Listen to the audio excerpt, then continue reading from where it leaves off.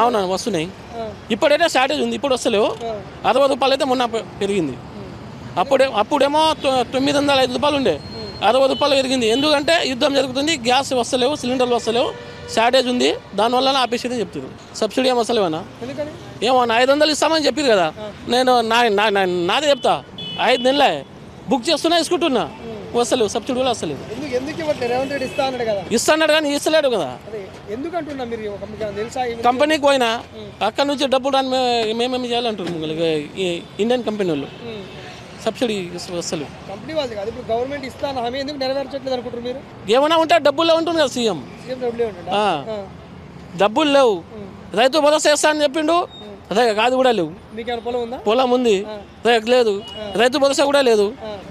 ఏముంటే డబ్బులు లేవు, అది ఒకటే ఉంది రీజన్, డబ్బులు లేవు. అది ఎప్పుడు ఎట్లా ఇచ్చిండు మరి హామీ?